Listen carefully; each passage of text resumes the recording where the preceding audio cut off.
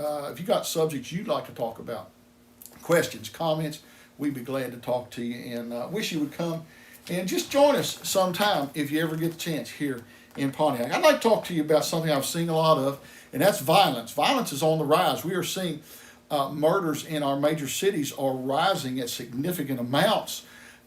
Here lately, I think I just saw something here in the last day or two that New York City, the murder rate has gone up over 50% in just the past month or so. I mean, just skyrocketing. Chicago has been for years a hotbed of gang activity and murders. We see a lot of things happening.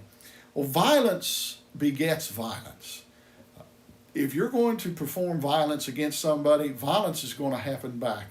And it is just an ugly circle that continues on. We must stop it.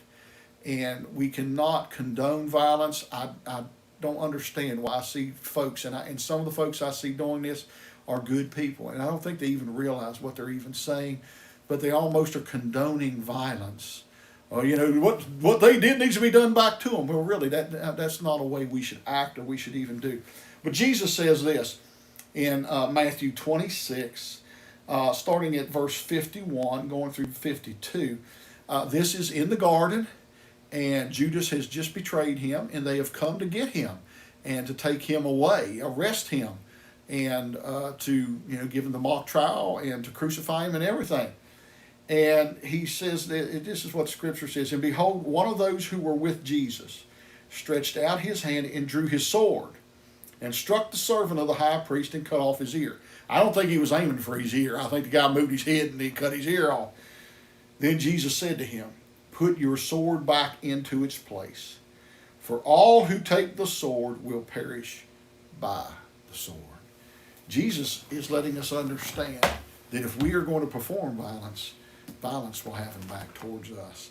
And again, it is an ugly cycle that just seems to perpetuate itself.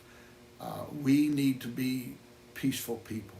We need to be people who look at peaceful solutions. We should never advocate. We should never want violence against anybody or for anybody. We need to only seek peace. I look back at the peaceful protests of Dr. Martin Luther King Jr. They had violence done against them, but they actually prevailed through nonviolence. Gandhi was another one who used nonviolent methods and actually prevailed over violence with nonviolence. But the greatest example of it is Jesus. Jesus overcame evil and violence through nonviolence. It says he went as a lamb to the slaughter, and he overcame evil with love. You want to overcome evil, you want to overcome violence, you do it through love. That's the way we overcome things, in true love.